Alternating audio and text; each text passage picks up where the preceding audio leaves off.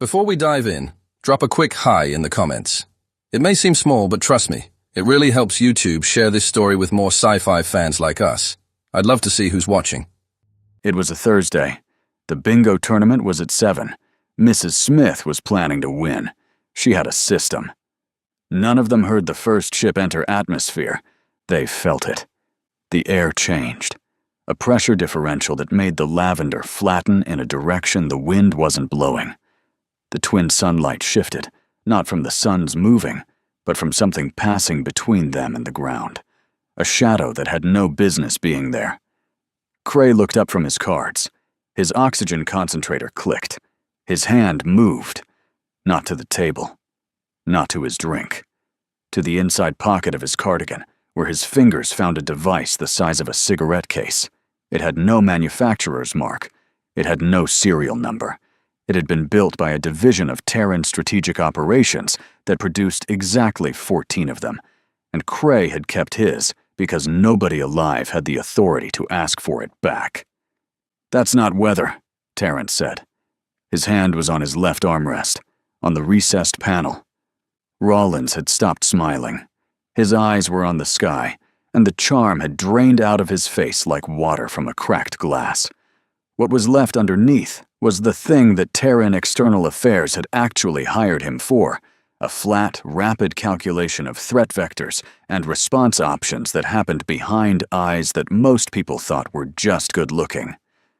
3 ships, Rollins said. High atmosphere, descending. Hull profile? Cray said. Elongated thorax. Similar to Vishari design. Formation? Rollins paused. This was the detail that mattered. Too tight for Vishari standard. That's a coalition pattern. Multi-species coordination geometry. Vithara Syndicate, Cray said. Nobody questioned it. At this table, when Amos Cray identified something, it was identified. You moved to the next step. Ash set his cards down. He hadn't looked at the sky. He was looking at the exits. The same 3 exits Mrs. Smith had catalogued. His body had shifted in his chair, weight forward, feet flat, hands free. The transition from retired Potter to something else took less than a second. The only visible evidence was that his eyes had changed. Not wider, not narrower, just different. Focused in a way that pottery didn't require. "Edith," Ash said quietly, "under the table when I say." Mrs. Smith's needle stopped clicking. She didn't ask why. She didn't ask what was happening. 40 years of writing scenes exactly like this one had taught her that the character who asked questions instead of moving was the character who died in Chapter 2. The sky split. Half an hour earlier, Elysium 7 was the most expensive retirement colony in the Fringe Worlds, and it looked like it. The villas were private, white-walled, red-roofed, scattered across manicured hillsides that rolled toward the engineered coast. Each had a garden. Each had a view. The main commons building, 3 stories of imported stone and floor-to-ceiling glass, with a restaurant whose chef had cooked for 2 Terran presidents and 1 alien trade ambassador, sat at the colony's center like a jewel in its setting. There was a golf course, an art gallery rotating exhibitions from the core systems, a pottery studio with kilns imported from Earth at a cost that would have funded a frigate.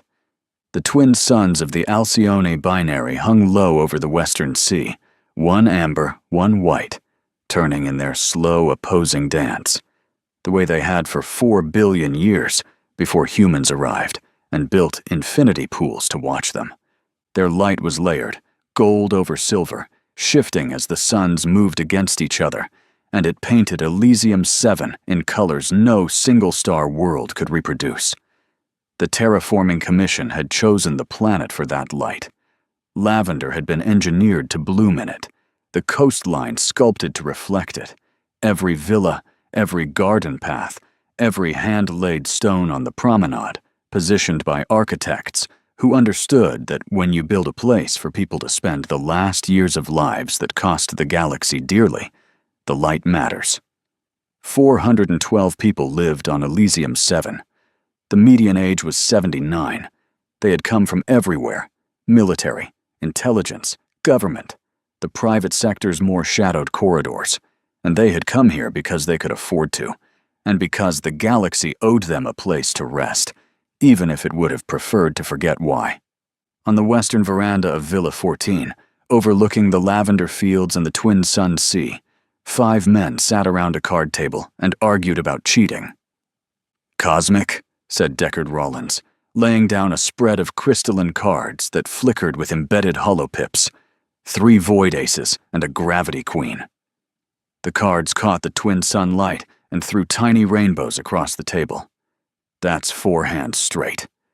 He leaned back in his chair with the satisfied ease of a man who had spent 30 years in rooms where being relaxed was a performance, and the performance was the job. Silver-haired, tanned, 78 years old and carrying it the way some men carry expensive suits, like it was designed for him. His glass of Terran white wine sat exactly where he'd placed it 40 minutes ago, barely touched, because Deckard Rawlins had learned early in his career at Terran External Affairs that a drink in your hand was a prop, not a beverage, and props lasted longer when you didn't consume them. "That's 4 hands of you palming from the Nebula deck," said Hugh Tarrant, not looking up from his own cards. Tarrant was 83. He was built like a collapsed star, everything dense and pulled inward, concentrated in an upper body that belonged on a man half his age. His arms carried the kind of muscle that comes from 2 decades of pushing a wheelchair through a life that refused to make concessions for it. The wheelchair sat beside him at the table, humming faintly. It was a custom rig, rough terrain suspension, reinforced frame, a power cell rated for 72 hours of continuous operation. The manufacturer's standard model didn't include suspension. Tarrant's did. It also didn't include a recessed panel in the left armrest containing a Whitfield pulse emitter, decommissioned from military inventory 22 years ago. Tarrant's did. Nobody at the table asked about the chair. They all knew Hugh Tarrant had been a combat engineer and boarding specialist for the Terran Corridor Authority. They all knew he had lost the use of his legs on an operation that still had no name in any file they could access. And they all knew that a man who had spent his career boarding hostile ships did not build a wheelchair without a few features that weren't in the brochure. "Let him cheat," said Leonard Ashe, studying his cards with the minimal attention of a man who could track 4 simultaneous conversations and all exit routes while appearing to do nothing. "It's the only exercise he gets." Ashe was 80, lean, wiry. He moved with an economy that suggested everything non-essential had been removed, the way a sculptor removes clay until only the form remains. His hands were calloused, the right from the pottery wheel in the studio where he spent most mornings, the left from things that predated the pottery wheel by several decades. He had come to Elysium 7 for the pottery studio. This was true. It was also true that before the pottery studio, Leonard Ashe had been the final option. The man they sent when other special operations units had tried and failed, when the situation required someone who did not. He didn't talk about it. Not out of secrecy, out of disinterest. It was a job. He did it. He stopped. He was the only one of the 5 who actually enjoyed retirement. "I don't cheat," Rawlins said. "I exploit asymmetric information gaps." "That's what cheating means, Deck. It's what intelligence work means. Cheating is what amateurs do. I'm a professional." "You're a professional cheat," said Polk Henner, tossing his cards down and reaching for his bourbon. "And I fold." Henner was 76, the youngest at the table, and he had the look of a man who had spent 3 decades in dark rooms listening to things he wasn't supposed to hear. Wire-rimmed glasses, an affectation, since corrective surgery had been routine for 50 years, but Henner didn't trust anything touching his eyes. His hands were steady in an unremarkable way, the kind of steady that meant signals didn't get lost on his watch. 30 years in Blackwell Division, Terran Military Signals Intelligence. 9 theaters. Every major alien species communication architecture mapped and quietly exploited. He always kept 2 things within reach. The bourbon was one. The other was his personal comm unit, resting beside his chips.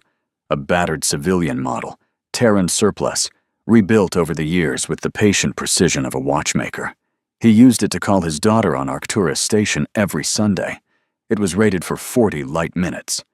Henner had extended that range considerably. No one knew. The comm unit vibrated once against the glass tabletop. Not an alert, not a call. A brief carrier spike across the display, then nothing. Henner glanced at it. Static silence. He tapped the casing once with his finger and returned to his cards. I spent 30 years running signals intelligence for Blackwell Division. Deck, Henner said. I know when data's being manipulated. Then you should be better at cards. The fifth man at the table hadn't spoken in 20 minutes. Amos Cray was 91 years old and had the look of a man who had been old for so long that age had given up trying to take anything more from him. Thin, angular, face like a topographic map of a region where nothing soft had ever grown. He sat with the stillness of a man who understood that movement was information, and he preferred to give as little of it as possible. His eyes were pale gray, and they didn't scan the room. They processed it. Input, evaluation, categorization, dismissal. The way a sensor array processes a field of data, except the sensor array doesn't make you feel like it knows the 3 most important things about you and has decided not to mention them.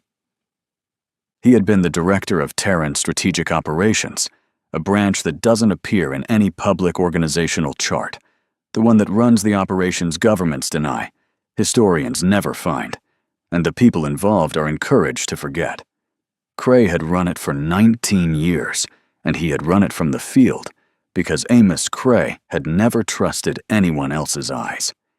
He studied his cards the way a surgeon studies an X-ray. His oxygen concentrator sat beside his chair, clicking in a soft, rhythmic cycle. It was portable, medical grade, and it kept his compromised lungs functional through a steady, low-flow feed. The click was a metronome.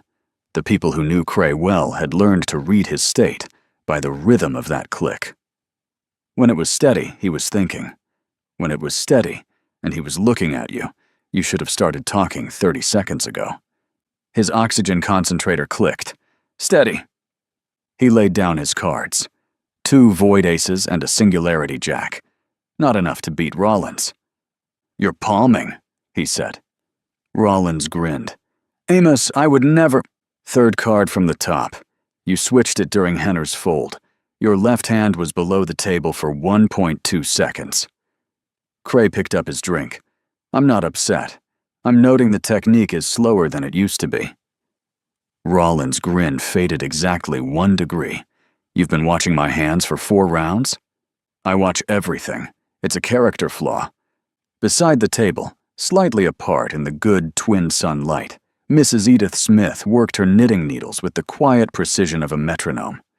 She sat in a cushioned wicker chair with a view of the lavender fields and the sea beyond, and she was making a scarf that she didn't need on a planet where the climate control kept the temperature at a perpetual 22 degrees, because the scarf was not the point. The point was the rhythm, the steady, meditative click of needles that freed the part of her mind that did the real work, which was watching.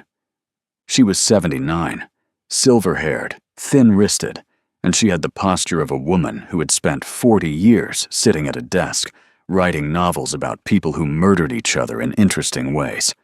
14 bestsellers. 3 adapted for Holo series.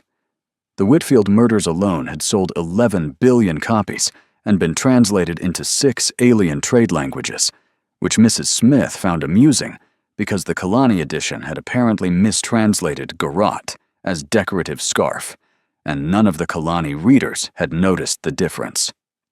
Her late husband, Sergeant Major Warren Smith, had taught her 2 things before a Calyx insurgent took him on Harrogate: how to field strip a Harmon pulse rifle and how to read a room for exits. She did both out of habit now. The exits on this veranda were the main glass doors behind Tarrant, the service corridor to the left of the drinks cabinet, and the 18-inch gap between the railing and the support column where a person of her build could drop 6 feet to the garden mulch below. The medical center was the colony's pride, regeneration pods for long-term healing, private rooms with ocean views, a quiet ward where 17 residents lay in medically induced comas, their bodies rebuilt by machines that adjusted growth factors with molecular precision. In the assisted wing, 11 more breathed through continuous oxygen feeds from a central life, a system so reliable it had never failed in 14 years. Medical drones moved through the halls, smooth and silent, checking vitals with the steady persistence of nurses who never tired. She cataloged these the way most people noticed wallpaper. Then she went back to counting stitches and listening to the men argue about cards, which was, if she was being honest with herself, better material than most of what she'd written. "Edith," said Rollins, "tell Hugh I'm not cheating." "You're absolutely cheating, dear. You switched the third card during Polk's fold. Amos is right about the left hand." Rollins stared at her. "You saw that?" "I'm a mystery writer, Deckard. I notice hands." The table laughed. Even Cray, briefly. A sound like a lock clicking open and immediately shutting again. Cray's oxygen concentrator clicked once off rhythm. He adjusted the flow valve without looking at it. The steady cadence resumed. Beneath all of it, invisible and unromantic, ran the utility tunnels. Climate control, plumbing, power conduits, environmental processors. They connected every major structure in the colony through a network of reinforced corridors. No one thought about them. No one went down there except maintenance staff. They were the bones beneath the beautiful skin. No one at the card table gave them a thought. "I notice Edith's the only honest one here," Terrence said. "Edith's the only one who was never paid to lie," Henner said. "That's not true," Mrs. Smith said, needles clicking. "I was paid very well to lie. I just did it in hardcover." The twin suns were descending toward the sea. The amber one led, the white one followed, and where their light overlapped, the lavender fields turned a color that existed nowhere else in the galaxy. A warm, luminous violet that the colony's marketing materials called Elysium Gold, and that Mrs. Smith privately thought was the closest thing to grace she had ever seen. For a fraction of a second, the amber sun seemed to lose intensity. Not an eclipse, not cloud cover, just a brief thinning of light that flattened the lavender's color. Then it returned to normal. No one at the table looked up. Present time. The first kinetic rod hit the Commons building a quarter-mile away. There was no explosion in the cinematic sense. The word explosion implies far. Noise, outward force. Something dramatic and visual. This was not that. This was a compression event. A rod of dense metal, fired from orbit at a velocity that turned atmospheric entry into a formality, striking a building made of imported stone and floor-to-ceiling glass. The air displaced so fast that it became a wall. The sound arrived after the damage, which meant that the veranda's glass doors blew inward in a horizontal sheet of fragments before any of them heard the impact. The concussion wave hit a fraction of a second later. It threw Ash sideways into the railing. Something tore deep in his right shoulder, hot and immediate. He ignored it. "Now," Ash said, and the word was unnecessary because Mrs. Smith was already below the table. 4 decades of writing characters who survived had written the reflex into her own body. She was on the ground with her knitting bag clutched to her chest before the glass finished falling. Rollins was down. Not by choice. A shard the size of a playing card had opened his right forearm to the bone. The wine glass was shattered. The cards were scattered. The charm, the tan, and the professional composure were irrelevant now. He was bleeding, and he knew it was bad, because he could see the white of the radius bone through the red. Henner had him. One hand clamped on the wound, applying pressure with a grip that didn't shake, the other hand reaching. Not for Rollins, not for cover. For his comm unit on the card table. He scooped it into his pocket in the same motion. 30 years of signals work. You never leave the radio. You never leave the radio. It was autonomic, like breathing, like Cray reaching for the cigarette case, like Terrence's hand finding the armrest panel. "Service corridor," Terrence said. and his wheelchair was already moving, not away from the building, toward the service corridor entrance beside the drinks cabinet. Hugh Tarrant had never moved away from anything in his life, and he was not going to start now, in a bathrobe on a Thursday afternoon. A second rod hit. The medical center. The sound was different this time, deeper, wetter, because the medical center was a larger structure, and it didn't shatter so much as buckle. The central life support hub in the basement, the one feeding oxygen to 11 rooms in the assisted wing, through a network of pipes that had never failed in 14 years, sheared away from its foundation mounts and collapsed into itself. The triple redundant system failed in a way it was never designed to handle, because triple redundancy assumes component failure, not the structural annihilation of the entire housing. The oxygen lines died in the walls. In the assisted wing, alarms screamed for 9 seconds before the backup power failed. Then silence. 11 people who had been breathing through those feeds. 11 people who had come to Elysium 7 because it had the best medical care in the fringe, who had trusted the machines to keep them alive while their old bodies did the slow work of lasting, stopped breathing. Not because anyone wanted them dead, because the machines stopped, and they were everything.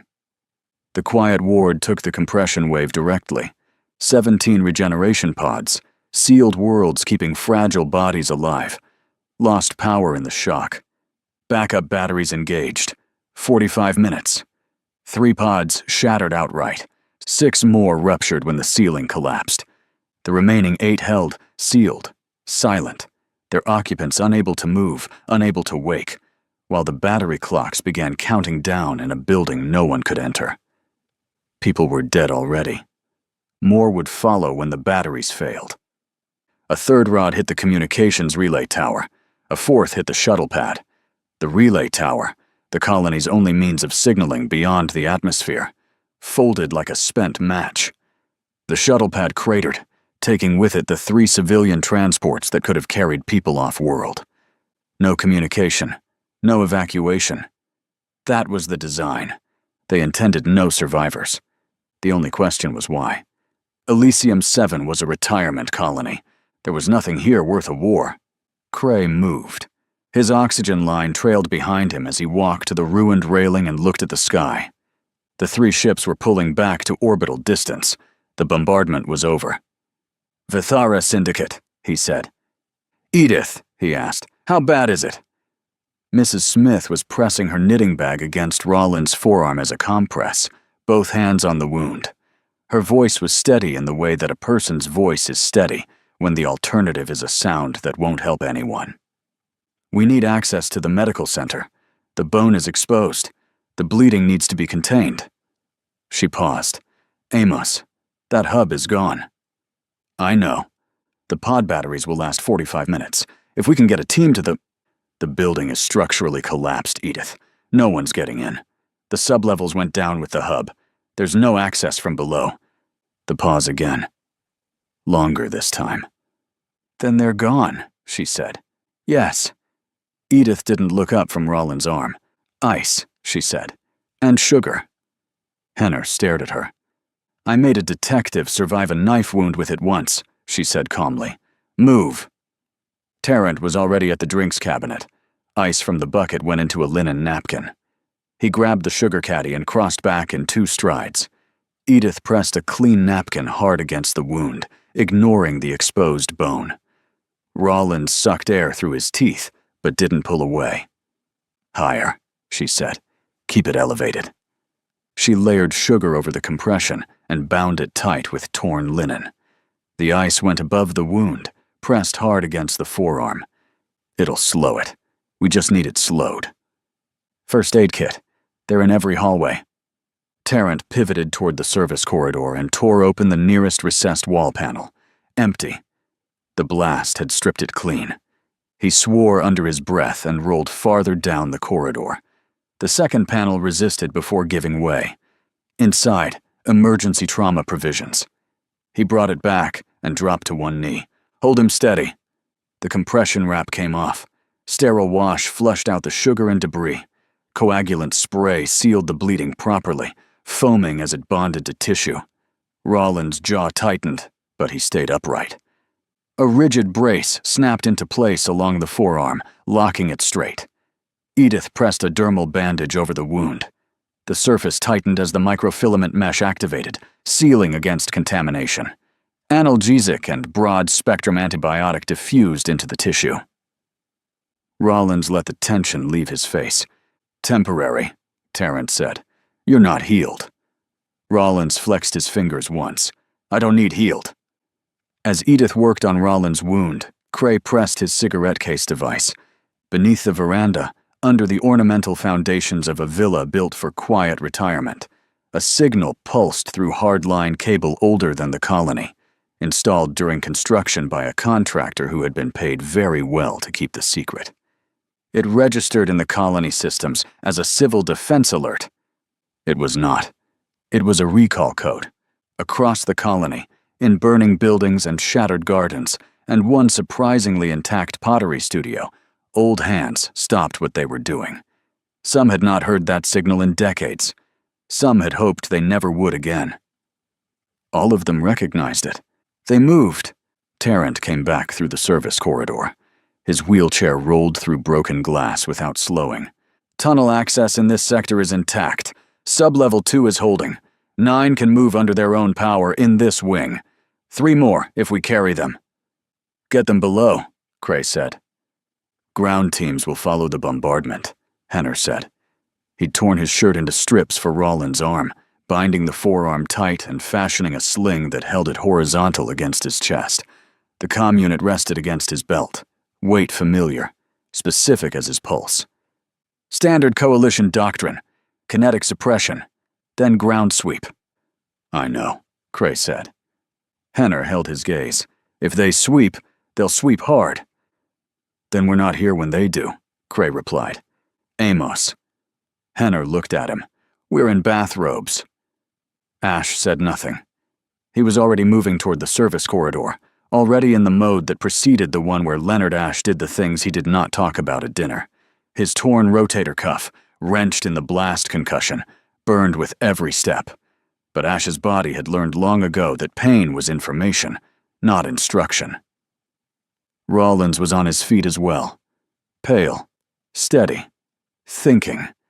And Deckard Rollins' thinking was worth more than most people fighting. "The comm relay is gone," Henner said. "Shuttle pad is cratered. We have no way to signal out." "You have that unit on your belt," Cray said. Henner's hand went to it. "It can reach Arcturus. Civilian relay. It'll queue behind commercial traffic, hours before it routes anywhere useful. I'm not asking you to call your daughter, Polk. I'm asking what you'd need to hit Dagger Point Station on a military emergency band. Direct. No relay." Henner was quiet for a moment.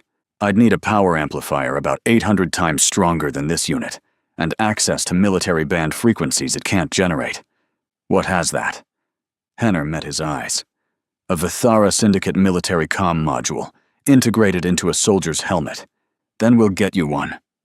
Cray turned toward the service corridor with the deliberate gait of a man who had spent his life moving toward problems instead of away from them. His oxygen concentrator clicked beside him. "Steady." Rollins fell in behind him, one arm secured in its sling.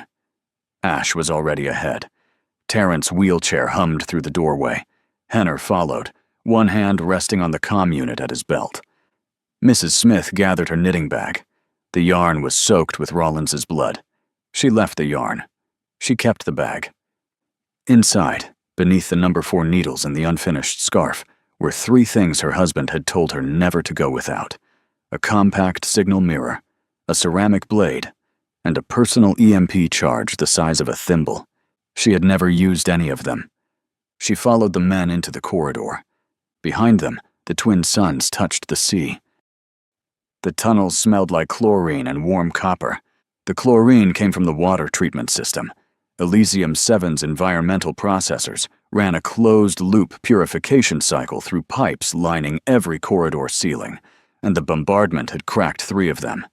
Thin streams of treated water ran down the walls and pooled across the concrete floor. The copper was from the power conduits. Half were severed. The rest hummed with the strained pitch of a system on emergency reserves. a sound engineers recognized the way doctors recognized a weak pulse. The utility tunnels had not been built for people. They were built for pipes, cables, and the maintenance crews who serviced them twice a year. The ceilings were low. Terrence's wheelchair cleared them by 8 inches, and Ash, tallest of the 6, walked with his head slightly bowed. Emergency strips glowed amber at knee height, casting everything in a light that made healthy people look sick, and sick people look dead. 43 survivors were down here. They had come through 7 access points across the colony, maintenance hatches in villa basements, service corridors in the wreckage of the Commons building, a utility ladder behind the pottery studio that Ash had used, and then held for 3 others who moved slower. They filled the junction room beneath what had been the Commons, spilled into the branching corridors, and sat on cable spools, pipe housings, and bare concrete. There were no chairs in utility tunnels. The architects of Elysium 7 had never imagined the most expensive retirement colony in the Fringe would need to function as a bunker. Cray walked through them. His oxygen concentrator clicked beside him, steady. The ones who recognized that sound straightened as he passed, not to attention, not theatrically, just habit. In rooms where Amos Cray set the pace, you aligned yourself to it. The junction room was 20 feet square, concrete-walled, lit by 4 amber emergency strips. A utility table in the center held a single functioning holopad that Tarrant had pulled from a maintenance locker. It displayed a schematic of the colony surface, rough, compiled from utility maps and memory, but accurate enough to plan with. Cray stood at the table. The other 5 gathered around it. Henner had his comm unit and his multi-tool laid out on the table's surface, ready for the work that would come. Terrence's wheelchair was positioned with his back to the wall and a clear line to the corridor. Rollins stood with his injured arm cradled against his chest, dried blood darkening the edge of the bandage, and his good hand resting on the table's edge. His eyes moved across the schematic with the speed of a man who had spent 3 decades reading maps of places he wasn't supposed to be. Ash leaned against the doorframe with his arms crossed, which meant his torn rotator cuff was bothering him more than his posture admitted. Mrs. Smith sat on a cable spool near the entrance, knitting bag in her lap, and watched. "Count," Cray said. Henner had done it while they walked. 43 alive in the tunnels. 19 answered the recall code. He paused. 28 confirmed dead in the medical center. Life support. The rest are unaccounted.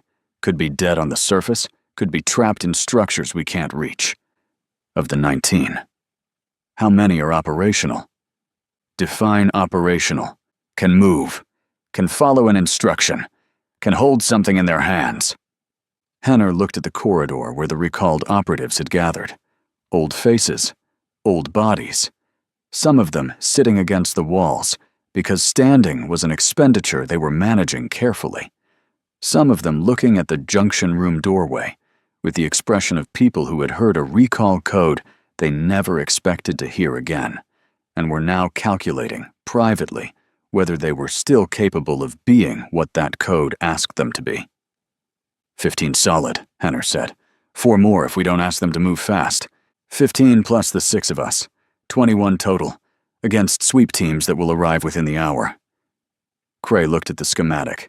The syndicate needs to verify 0 survivors, he said. If they don't confirm total elimination, they'll assume resistance, and they'll keep sending teams until they get an answer. Standard coalition sweep, Rollins said. 3 teams of 12. Vishari ground troops, segmented thorax armor, forearms, pulse lances. They'll enter through the shuttle pad perimeter. Diamond formation, overlapping scanner coverage. Are they expecting resistance? Ash asked. It was the first thing he'd said since the veranda. No, Rollins said. They're expecting to count bodies. The pre-strike intelligence on Elysium 7 would have classified this colony as a civilian soft target. Average age 79. Retirement community. 0 military infrastructure. He paused. The intelligence is accurate. We don't have military infrastructure. We have utility tunnels, 13 access hatches to the surface, an agricultural maintenance bay, a vehicle storage bay, and 21 people whose combined operational experience exceeds 600 years, Cray said. We also have two problems. The first is the ground teams. The second is communication. He looked at Henner. The relay's gone. The only way I reach Dagger Point with my unit is with an intact Vithara comm module. So we need a helmet, Ash said. I need a helmet with an intact comm module. Intact. Not shrapnel shredded. Not burned. Not smashed. The crystalline architecture inside is fragile. If it's cracked, it's useless. Which means we need to take a soldier cleanly, Tarrant said. Close quarters. Controlled. Yes. Silence. The water dripped from the cracked pipes. The power conduits hummed. In the corridor, someone coughed. A wet, deep sound that meant smoke inhalation and lungs that were old enough to take it personally. Then we do both at once, Cray said. We engage the first sweep team with what we have. Drones, scooters, the tunnels, the terrain. We break them. But the first engagement is also a test. We see how they move, what their scanner range is, where their armor is weak. We learn them. He paused. Then, when the second team comes, and they will send a second team, because the first one won't report back, we use what we've learned. And Hugh takes one of them alone. Every eye in the room moved to Tarrant. Tarrant's expression didn't change. His hand rested on the left armrest of his wheelchair, on the recessed panel, the way a pianist's hand rests on a keyboard. Relaxed. Familiar. Ready. I'll need Ash close for the recovery, Tarrant said, once the soldier is down. Someone has to pull the helmet and get it to poke fast. I can do the work, but I can't carry a helmet and drive this chair at speed. I'll be there, Ash said. That was the plan. No one asked for clarification. These were people who had spent lifetimes in rooms where the plan was stated once and then executed, because repeating it was a waste of time, and questioning it was a waste of something more valuable. Cray looked at Mrs. Smith. Edith, I need eyes on the surface. The ventilation grates along the orchard perimeter have line of sight to the shuttle pad approach. You know what a Vishari diamond formation looks like? I've written 4 novels featuring alien military formations, Amos. I researched them obsessively because my readers notice when I get details wrong. Good. You're my forward observer. You see them land, you count them, you signal their position and formation. 1 flash for the first team, 2 for the second. Mrs. Smith opened her knitting bag and took out the signal mirror. It fit in her palm. Warren had given it to her 30 years ago, the week after their wedding, and she had carried it every day since in the way that other widows carried photographs, not to look at, but to hold. How close will I be? She asked. Close enough that if they look in the right direction, they'll see an old woman lying flat behind a ventilation grate. And if they come toward me, you leave, immediately, down the grate and into the tunnel. That's not a suggestion. Understood. The preparation took 40 minutes. The agricultural drones were in the underground maintenance bay, accessed through a tunnel spur beneath the colony's eastern greenhouse. 9 units designed for crop dusting, soil sampling, and irrigation management. Henner went to work on them while simultaneously prepping his comm unit for the splice that would come later. He stripped the chemical dispersal nozzles from 3 drones and replaced them with fragmentation packages, pipe fittings from the tunnel walls, medical sharps from a first aid station, anything small and hard and capable of doing damage at speed.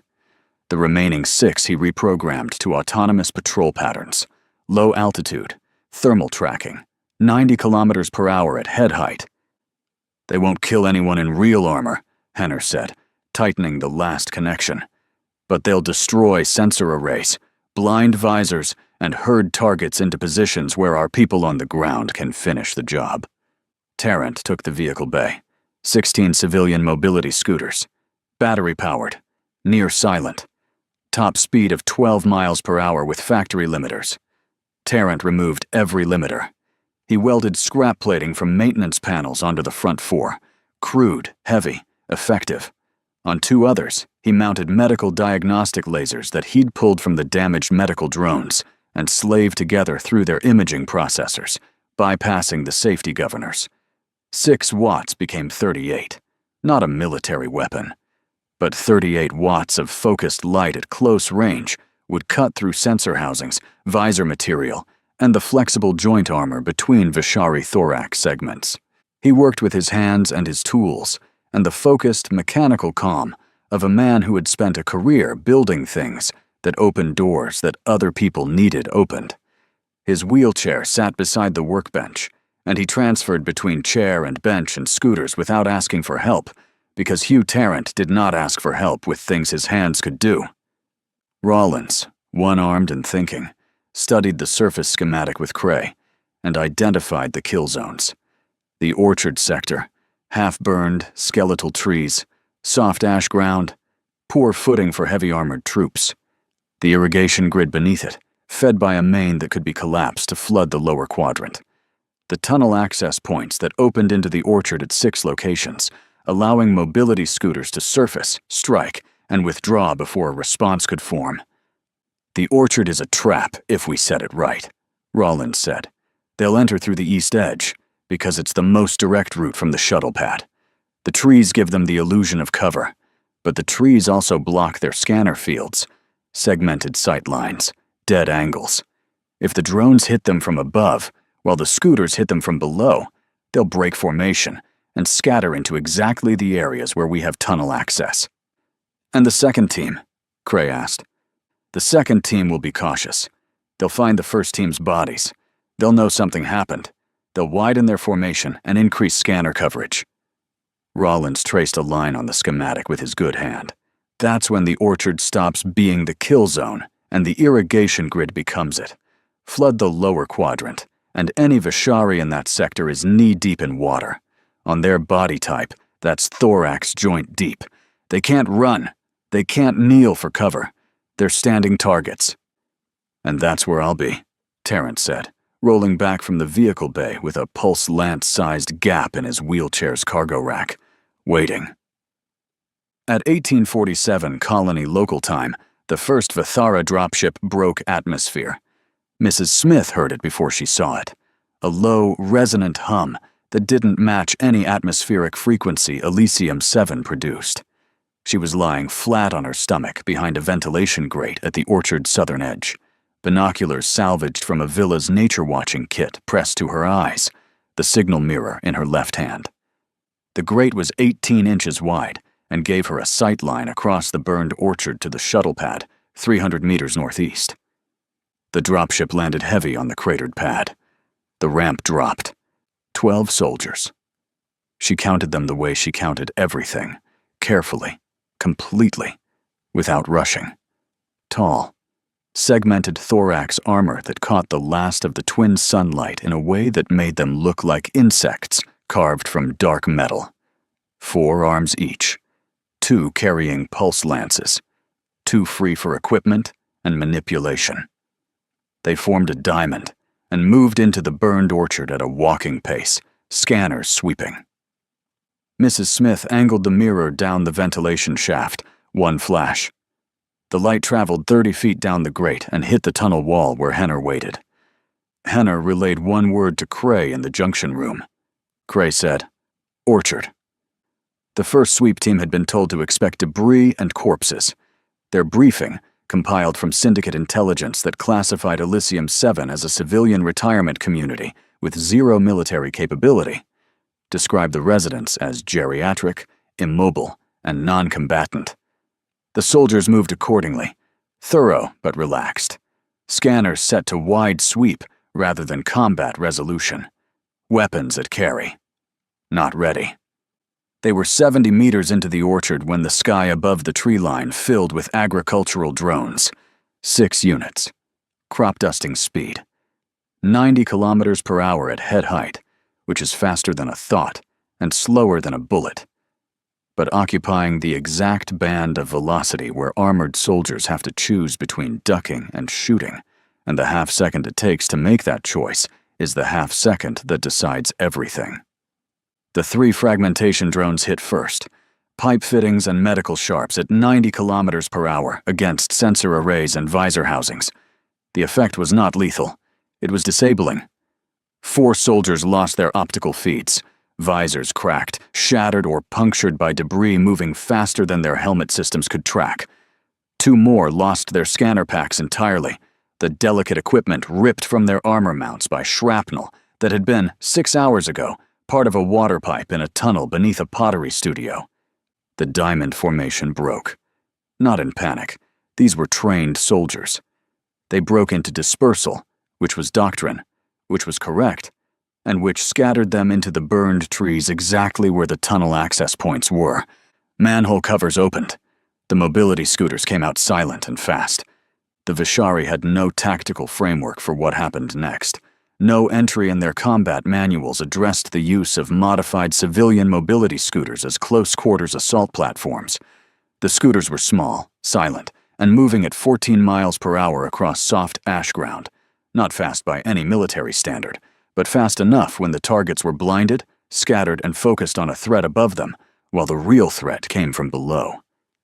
The first scooter hit a dispersed soldier with its welded plate front. The impact broke the lower thorax segment. Not a kill, but enough to put the soldier on the ground, and the ground was where the humans wanted them. The men and women riding those scooters were old. They were slow on foot. Some of them had joints that cracked when they stood up, and lungs that complained when they breathed hard. But on a scooter, moving through terrain they knew by memory, against enemies who were blinded and disoriented, and had never once considered that the thing killing them was a vehicle designed to help elderly people get to the dining hall. They were sufficient. Leonard Ash was on the 3rd scooter. He had a ceramic blade from the pottery studio, his pottery studio, where he had made cups and bowls and vases for 6 years, because the act of making something with his hands in a place where nothing was trying to kill him was the first thing that had felt like peace. The blade had been a kiln tool. It was 8 inches long, wedge-shaped, designed for scoring clay before firing. It was not a weapon. It worked like one. Ash's scooter brought him alongside a Vishari soldier whose visor was shattered and whose lower arms were clawing at the debris embedded in his scanner housing. The soldier was on one knee, the universal posture of a combatant who has lost his senses and is trying to reorient. Ash came off the scooter at speed, one smooth motion that his torn rotator cuff screamed through, and his body completed anyway, because Leonard Ash's body had been completing motions through pain for longer than some of these soldiers had been alive. The ceramic blade went into the neck seal, the joint between helmet and thorax plate, the place where the armor flexed to allow head movement, and where the Vishari primary circulatory trunk ran close to the surface, convergent evolution placing the critical vessel in the same location across species, because biology has preferences, and one of them is efficiency. It was fast. It was not dramatic. Ash withdrew the blade, moved to the next target, and did not look back, because looking back was something you did when you had time, and when the thing behind you might change if you observed it.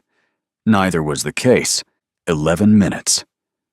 12 Vithara Syndicate soldiers entered the orchard of a luxury retirement colony. None of them sent a report. None of them transmitted a status update. None of them walked out. In the tunnels, Cray received the all-clear from the orchard teams. He also received a report he'd expected, but hoped to avoid. "No intact helmets," Ash said, standing in the junction room with ash on his bathrobe and someone else's circulatory fluid on his hands. His voice was flat, professional. Reporting. The fragmentation drones shredded the sensor arrays and visor housings on most of them. The ones that survived the drones took damage in the close work. I checked all 12. The comm modules are cracked or missing in every one. Henner examined the 2 least damaged helmets that Ash had brought back. He opened the temple housing on each one.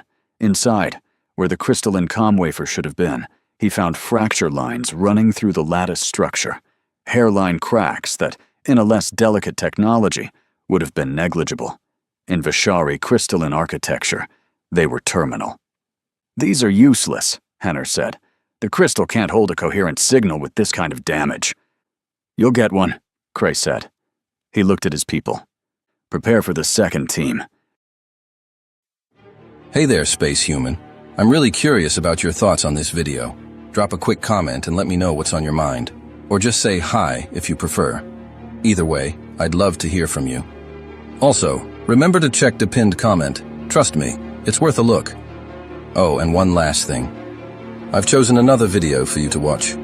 Just click the card here. Or here if you want the whole playlist. See you there.